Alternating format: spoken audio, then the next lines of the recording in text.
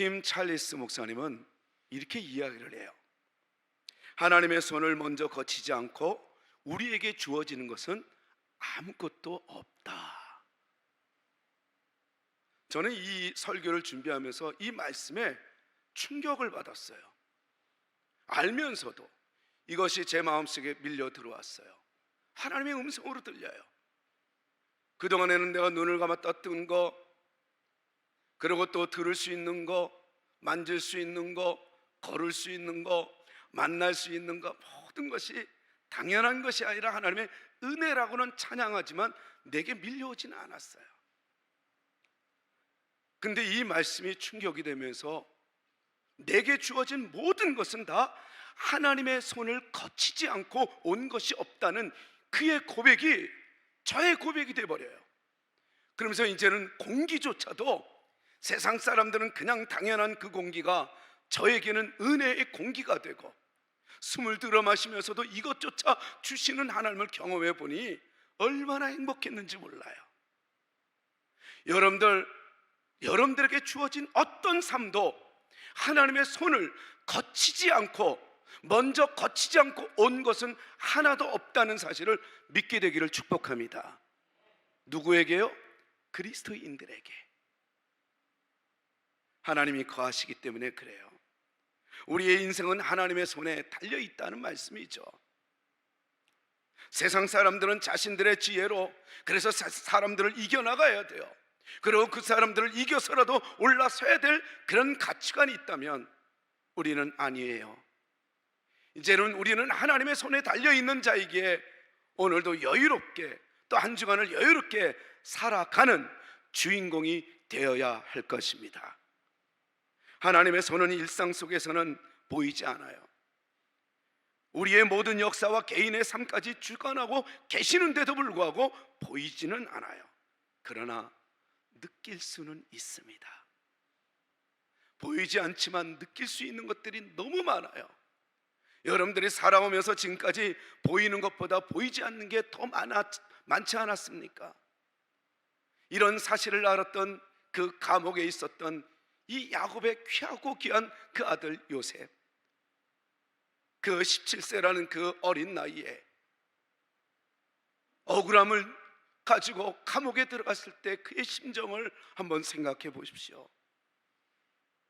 요셉은 노예로 감옥 안에서 죄수로 인생이 내리막길이었지만, 분명히 그는 이 처참한 그런 내리막길이었지만 절망하지 않았어요.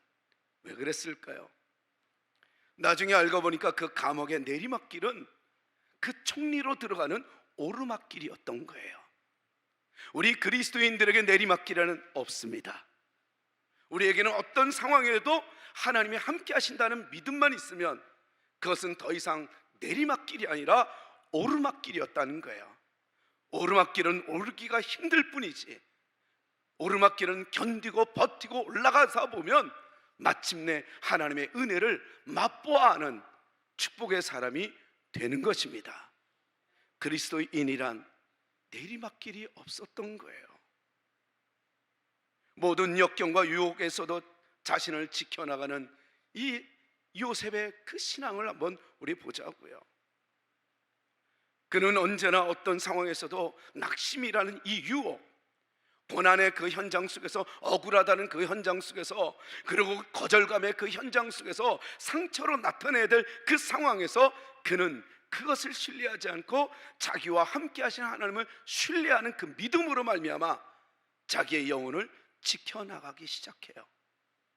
사랑하는 성도 여러분, 이번 한 주간에도 어떤 상황에서도 여러분들에게는 늘 오르막길이 있다는 사실을 믿을 때 여러분들의 영혼을 지킬 줄 아는 지혜가 깃들기를 축원합니다.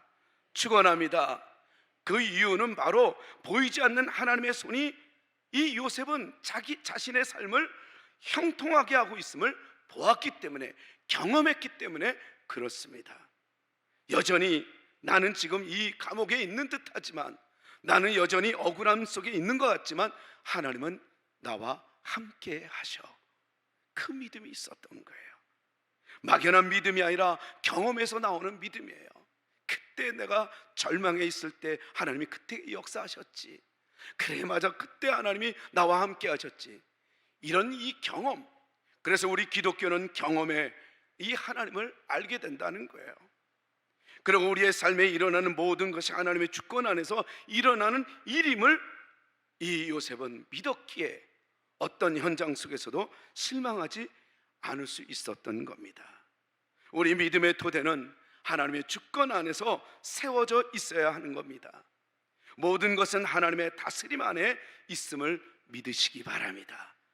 그래서 우리는 기꺼이 해야 될 일이란 하나님의 말씀에 순종하고 하나님의 은혜를 기다리는 거예요.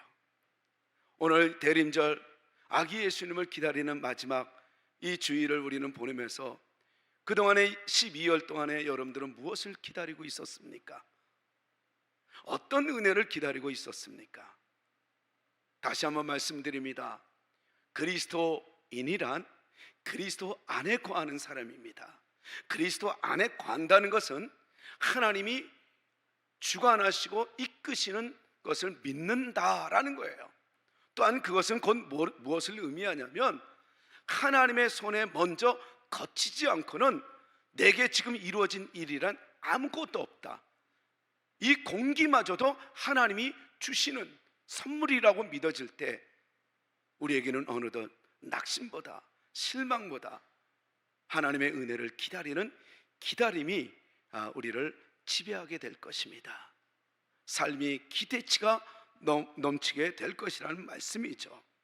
어떤 상황에서도 하나님의 주권을 믿는 이 믿음이 나를 살리고 가정을 살리고 그 다음에 우리 교회와 이 지역사회를 살리는 놀라운 역사가 일어나게 될 것입니다. 두들기는 이 문소리와 같이 오늘 이 본문은 이 천사 가브리엘이 우리 26절에 하나님의 보내심을 받아 이 갈릴리 나사렛 동네에 가서 이제는 27절에 이 요셉에게, 그러니까 다윗의 이 자손인 요셉이란 사람에게 약혼한 그 처녀에게 이르니 그 처녀 이름이 뭐라고요? 마리아라 그래요. 그러면서 갑자기 28절에 뭐라고 얘기를 해요? 다 같이 한번 읽어봅시다. 은혜를 받은 자요 라고 했는데 누구에게? 이 처녀에게. 28절 시작. 그가 들어가 이르되 은혜를 받은 자여 평안할지어다 주께서 너와 함께 하시도다 하니. 그는 갑자기 이 마리아, 처녀인 이 마리아에게 갑자기 천사가 나타난 거예요. 그러면서 은혜를 받을지어다, 은혜를 받은 자여 평안할지어다 주께서 너와 함께 하신다, 이런 말을 들으니까 당황하지 않겠어요? 당황할 수밖에 없죠. 그런데 이 본문 말씀을 통해서 이 마리아는 놀람을 어떻게 표현을 하냐면 29절을 한번 보십시다. 시작. 처녀가 그 말을 듣고 놀라 이런 인사가 어찌함인가 생각하며, 말은 안 했어요. 아직은 말은 안 했지만은 생각 속에 뭐냐면 두려움이 밀려왔어요. 놀라라고 얘기해요. 어찌 이 말이 내게 이런 인사가 어찌 됨인가, 천사가 왜 갑자기 자기에게 나타났느냐는 거예요. 그러니까 이번 한 주간에도 하나님이 여러분들에게 역사하신다는 것을 여러분들 믿을 때 여러분 때로는 우리가 당황할 수도 있어요. 근데 이 마리아도 한번 보십시다. 당황했던 이 놀라라는 이 단어가 어떤 단어였는가 천사가 얘기를 해줘요. 우리 다 같이 한번 이 30절 말씀입니다. 시작. 천사가 이르되 마리아여 무서워하지 말라 내가 하나님께 은혜를 입어. 그러니까 다시 놀랐다는 건 뭐예요? 무서워하고 있다는 거예요. 벌벌 지금 당황하고 떨고 있다는 거예요. 그러니까 이게 그가 그런 말씀을 듣고 또 여기서 이 천사가 머물지 않죠. 31절, 32절, 33절에 너에게 나타날 아들, 그가 바로 예수이고 이 예수가 바로 누구냐? 온 인류의 큰 자고, 그리고 하나님의 아들이라는 일컬음을 받을 것이고, 그리고 그 예수가 온 인류를 구원할 자라는 것을 이야기를 해줘요. 그러니 이 마리아가 얼마나 당황하겠어요. 그리고 그는 어떤 생각이 막 만감이 교차됐겠어요. 도대체 진짜 이게 무슨 내가 꿈을 꾸는 건가? 지금 이게 도대체 어떤 일인가? 내가 제대로 지금 만난 게 이 사람이 이분이 천사인가? 왜요? 마리아에게는 어떤 신앙이 있었어요? 유대교, 유일신이 있었어요. 근데 뜻하지 않게 갑자기 천사가 나타나서 얘기하니 당황할 수밖에 없죠. 그리고 그는 두려워할 수밖에 없는 거예요. 그러니까 천사 가브리엘이 뭐라고 얘기해요? 무서워하지 말라, 이렇게 표현을 한 거예요. 그러니까 마리아의 마음이 얼마나 혼란스럽고 두렵고 지금 힘들어하고 있다는 것을 증명해 보이고 있는 거예요. 과연 이 마리아는 이 말씀에 어떻게 반응했는가? 우리는 그것을 보면서 같이 은혜를 나눴으면 좋겠어요. 우리 또한 역시 마찬가지죠. 우리는 하루를 살아가면서도 이해할 수 없는 일들이 자주 발생하곤 해요. 이게 도대체 왜 이럴까? 해석이 안 돼요.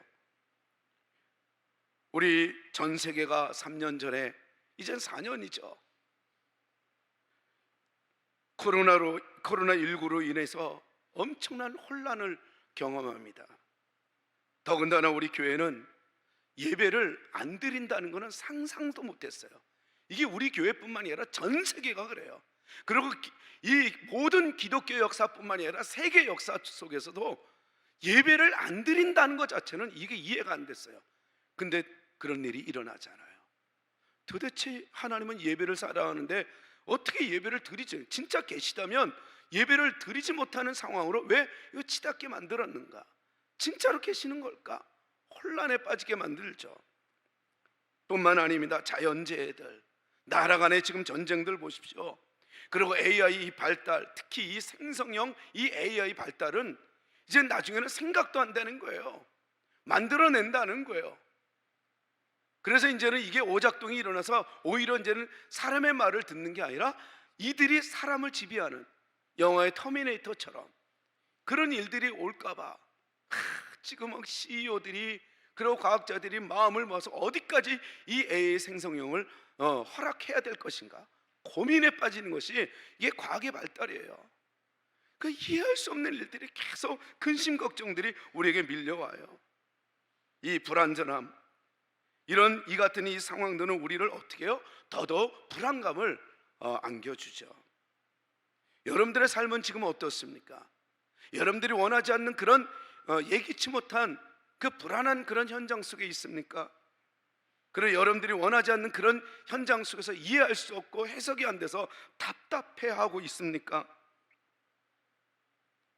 두려워하지 않아야 한다, 무서워하지 않아야 한다, 매번 다짐하고 또 다짐하지만 결국은 내가 이 근심과 걱정 속에 매여서 그 근심이 주인이 되어 끌려가는 나의 모습, 그리고 초췌한 나의 모습은 보이지 않습니까?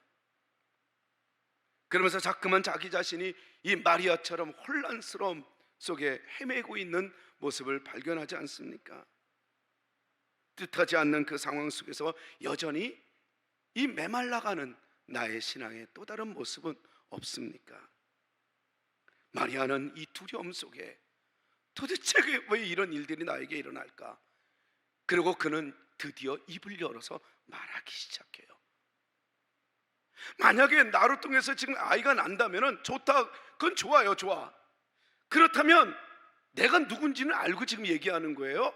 이렇게 얘기하고 있어요. 우리 다 같이 한번 36절을 한번 보십시다. 그거를 먼저 보기 전에 34절을 먼저 보면 이해가 되겠네요. 자, 시작. 마리아가 천사에게 말하되 나는 남자를 알지 못하니 어찌 이 일이 있으리까? 당연한 것 아니에요? 마리아가 잉태하여 아들을 낳는데요, 그러니까 너무 막 혼란스러운데 왜 혼란스러워요? 그는 자칫 잘못하면 여기서는 어떻게 되는 거예요? 이게 이제는 파혼이 될 수 있고, 그리고 그 시대의 유대인들에게 이 문화는 어떻게 해요? 이 그 더러운 여자는 어떻게 해요? 돌로 죽이게 돼 있어요.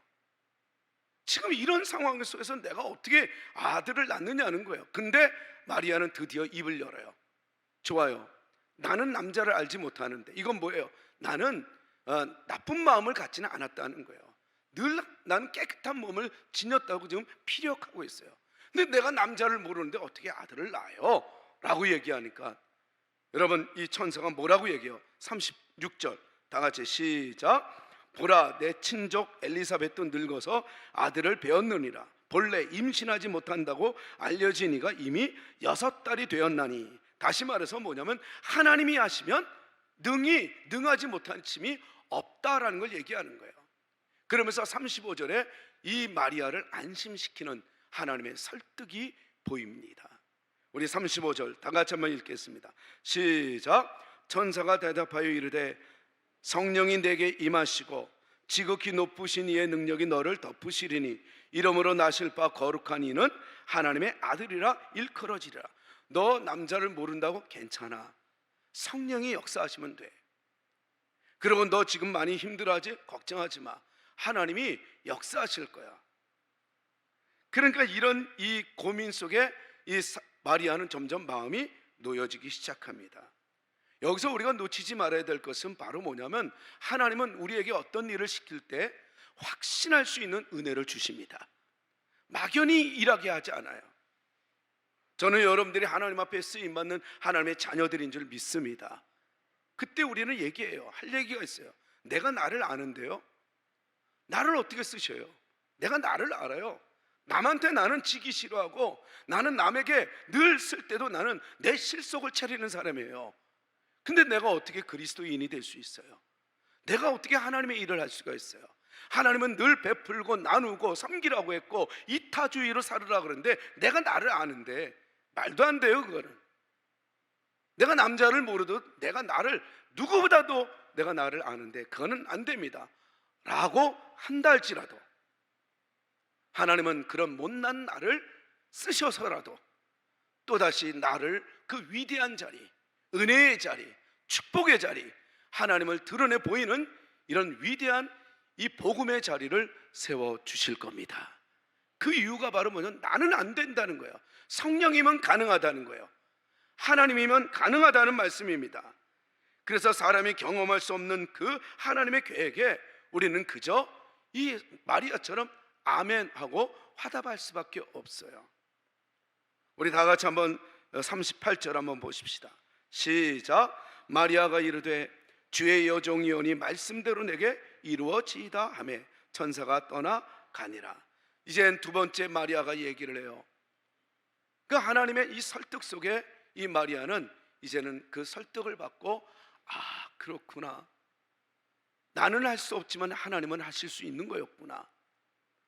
그러면서 우리는 이 37절 말씀 대저 하나님의 모든 말씀은 능하지 못하심이 없느니라 라고 말씀하셨듯이 아 하나님의 말씀은 모든 것을 다 이룰 수 있는 거였구나.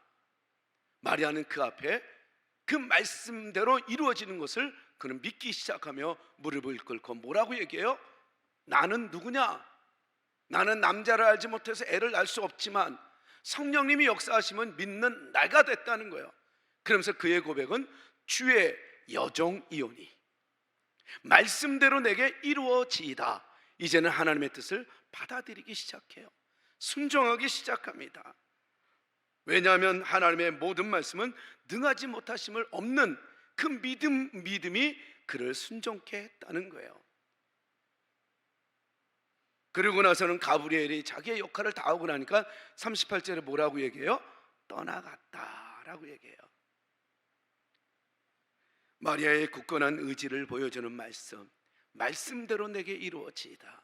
우리 한번 따라하겠습니다. 나는 주의 자녀이오니 말씀대로 내게 이루어지이다. 하나님이 여러분들을 쓰시겠다 하면 여러분들을 보지 마세요. 여러분들의 연약함을 보지 마세요. 우리 그리스도인들은 그리스도 안에만 있으면 내가 약해도 되는 거였어요. 근데 우리는 자꾸만 자기 자신을 강하게 만들려고 그러고 똑똑하게 만들려고 애를 쓰고 내가 무언가를 남들을 지배할 수 있는 그런 힘을 달라고 해요. 아니에요. 우리 그리스도인들은 나는 약해도 하나님이 강함이 되어주시기만 하면 됩니다. 하나님이 함께 하시기만 하면 됩니다. 내가 못날수록 하나님이 역사하셔서 하나님을 드러내 보여서 하나님의 위대함이 나를 통해서 드러내기를 원합니다. 이게 신앙이에요. 하나님은 가브리엘 천사를 통해서 이 하나님의 모든 말씀을 능하지 못하심이 없느니라라고 이 마리아에게 이야기하듯이 오늘 이 설교를 통해서 하나님은 저와 여러분들에게 하나님이 역사하시면 능하지 못하심이 없느니라 라고 말씀하심을 믿으시기를 바랍니다. 마리아는 이제 설득을 넘어서 이제는 순종으로 고백하지 않습니까? 저는 오늘 이 시간에 여러분들에게 하나님은 여러분들을 포기하지 않게 여러분들을 설득하고 여러분들을 또 격려하고 위로하고 힘을 줄 것입니다. 그런데 여기에 머물지 말자는 거예요. 매주 설교가, 예배가 하나님의 설득과 교훈을 넘어서 하나님의 역사를 기다리며 진짜 그래요? 알겠습니다 하고 하나님의 역사를 기다리는 그런 신앙으로 나가야 할 것입니다. 오늘도 하나님이 여러분들을 설득하는 설득에 머물지 마시고, 얘들아 두려워하지 마라, 놀라지 마라, 나는 내 하나님이 됨이니라, 내가 너를 굳세게 하리라, 내가 너를 도와주리라, 내가 나의 의로운 오른손으로 너를 붙들리라. 예, 우리는 거기에 아멘하며 그 위로와 격려 앞에 우리는 아멘으로 받아들이죠. 마리아는 거기에 머물지 않고 이제는 말씀대로 내게 이루어지이다 하고 자기를 내어드리는 것처럼, 저는 여러분들이 오늘 말씀을 듣고 하나님이 쓰시겠다면 하나님 이제는 저를 마음대로 써 사용하여 주옵소서, 내어드릴 수 있는, 하나님의 은혜를 기다리는, 하나님이면 다 되는 것을 믿는 그 신뢰, 그 신앙으로 나아가는 주인공이 되어야 할 줄로 믿습니다. 이게 신앙이에요. 신앙은 하나님의 말씀에 설득을 넘어야 돼요. 신앙은 하나님의 역사를 이제 기다리며 기대하는 마음을 가져야 할 것입니다. 그러니까 오늘 이 본문 말씀에 능하지 못한다라는 이 말씀을 사도 바울은 어떻게 얘기해요? 빌립보서 4장 13절에 내게 능력 주시는 자 안에서 내가 모든 것을 할 수 있느니라 라고 말씀하시잖아요. 여러분, 불가능을 가능케 하시는 하나님을 믿으시기를 바랍니다. 우리는 못해요. 그러나 하나님은 할 수 있어요. 우리 권사님 한 분이 저한테 얘기를 해요. 목사님, 간증할 게 있대요. 우리 교회는 정말 하나님이 역사하십니다. 그리고 다니엘 기도에 그냥 빠지지 않고 계속해서 기도했던 그분이 저한테 주섬주섬 주머니에서 다 뭘 꺼내요. 그 편지 봉투에 거기서 딱 꺼냈는데 가만히 보니까 병원에서 이 확인을 받아갖고 온 그런 이 내역서더라고요. 근데 거기에 보니까 우리 그 집사님, 남편 집사님이 강병력, 그러니까 간 경변이 있었던 거예요. 경변이. 그런데 또 하나 하나를 딱 소리를 내미는 거예요. 딱 보니까 이번에 그 다니엘 기도회 기도하고 끝나고 가서 딱 봤더니 병명 없음. 여러분, 이게 말이 돼요? 우리로는 이해가 안 돼요. 문득 내가 이걸 보면서 한 30여 년 전에 어느 청년이 취업을 해야 되는데 취업이 안 돼요. 근데 그 이유는 비형 간염 때문이래요. 와, 울어요. 성령이 강하게 붙잡아 주셨어요. 오라 그랬어요. 그리고 하나님 역사하신다. 하나님에게는 능치 못하심이 없다. 내게 능력 주시는 자 안에서 내가 모든 것을 할 수 있다. 근데 이게 믿어져야 된다. 그럼 믿고 간절히 기도했는데 그 다음날 이게 의사가 자기도 이해가 안 되는 거, 분명히 어제 있었거든요, B형이. 근데 그 다음에 가서 딱 보니까 이 B형 간염이 없는 거예요. 그 서류를 가지고 취업이 됐어요. 사랑하는 성도 여러분, 하나님은 불가능이 없습니다. 하나님은 불가능이 없습니다. 하나님의 이 어리석음이 사람보다 지혜롭고 하나님의 약하심이 사람보다 강하다라고 고린도전서 1장 25절에 나오잖아요. 인간의 지혜보다 훨씬 더 깊고 넓으신 이 하나님의 뜻과 방법 속에 그 일은 이루어질 것입니다. 이번 주에도 하나님은 여러분들을 사용하시고 여러분들을 통해서 하나님의 일을 해 나갈 것입니다. 하나님의 계획대로 말씀대로 내어 드릴 수 있는 순종하는 여러분들이 되시기를 축복합니다. 주님이 주신 이 상황에는 이 세상의 조롱과 멸시가 기다리고 있을지도 몰라요. 불합리한 일들이 우리를 조여올지도 몰라요. 도대체 내가 기도해도 안 되는 것 같은 그런 이 내리막길 같은 인생이 될 수도 있어요. 그럴 때마다 우리는 삶 가운데 하나님이 개입하셔야 할 것 같은 그런 상황처럼 느껴질 때가 있습니다. 그러면서 하나님이 필요한데 하나님은 지금 어디 계실까? 하나님이 지금 당장 해결해 주셔야 할 것 같은 이런 생각이 드는 불안한 그 현장 속에서 여러분 꼭 기억하십시오. 하나님은 불가능이 없으신 분입니다. 그분은 언제나 그분의 방법대로 여러분들을 이끄신다는 걸 믿으시길 바랍니다. 여러분들이 원하는 하나님이 아니라 하나님이 원하는 여러분들이 되기를 하나님은 기다리고 또 참고 당장 역사해 주고 싶지만 그 역사를 이루는 순간에 그 자녀가 망하기 때문에 참고 견딘다는 이 사실을 여러분들 바라볼 때 잊지 마십시오. 그리스도 안에 있는 하나님의 자녀로 살아가는 우리에게는 하나님의 손에 먼저 거치지 않고는 우리에게 있는 상황이란 아무것도 없다는 사실을 믿으시기를 바랍니다. 아무것도 보이지 않고 삶의 모든 문제가 우리를 힘들게 할지라도 포기하지 않는 오늘을 살아가기를 소망합니다. 우리 한번 따라하겠습니다. 다시 한 번 더. 주님의 자녀이오니 말씀대로 내게 이루어지이다. 주님의 자녀이오니 말씀대로 내게 이루어지이다. 믿음의 확신을 가지고 승리해 나가시길 바랍니다. 오직 하나님의 영광을 위해서 이해할 수 없고 해석이 안 되는 그 현장 속에서도 내어드리는 그런 신앙. 남해 에콰도르에서 순교한 짐 엘리엇 선교사의 이야기를 여러분들 아시잖아요. 짐 엘리엇 이 선교사가 이 아우카 부족에 의해서 그 식인종에 의해서 죽었잖아요. 그 소식을 들었던 그 아내 엘리자베스 에일러는 오히려 그 섬을 찾아가잖아요. 그리고 죽으면 죽으리다, 내 남편이 죽었듯이 죽으면 죽으리다 복음을 전하다가 결국은 5년 동안에 그 마을에 살면서 예수님의 사랑을 전했을 때 이 부족들이 처음에는 이해할 수 없었다가 점점점 받아들이기 시작하면서 결국은 그 마을이 예수님께로 돌아오는 기적이 일어났다는 이 영화, 여러분들 영화 본 거 기억나잖아요. 근데 아주 감동적이고 영적인 이런 이야기 같지만 사실 현실은 그렇지 않아요. 오늘 이 마리아는 이제 하나님이 역사하시는구나, 결과적으로는 하나님의 역사가 내어 맡겼지만 그 과정은 그렇게 녹록지 않아요. 엘리자베스 이 에일럿은 남편의 죽음을 놓고 오랫동안 고민하고 갈등을 합니다. 그녀는 그때마다 이렇게 고백을 했어요. 하나님을 기다리는 것은 불확실성을 기꺼이 견디는 것이다. 당장 답이 없는 그 질문이 내게 내 생각을 파고들 때마다 그 마음을 하나님께로 올려드리는 것이다.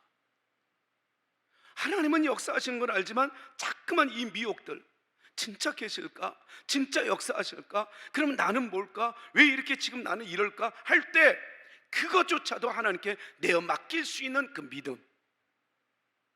그래서 기다림은, 하나님의 역사는 이거는 아무것도 안 하는 것이 아니라, 수동적인 행동이 아니라 하나님의 약속이 이루어질 것을 믿고 또 눈에 보이는 이 상황에 마음을 뺏기지 않는 것으로 결단하는 능동적인 행동이에요. 그래서 성경은 여호와를 기다리는 자가 복이 있다라고 선포했던 겁니다. 우리 아기 예수님을 기다리는 오늘 마지막 대림절, 여러분들은 어떤 해답을 기다리고 있습니까?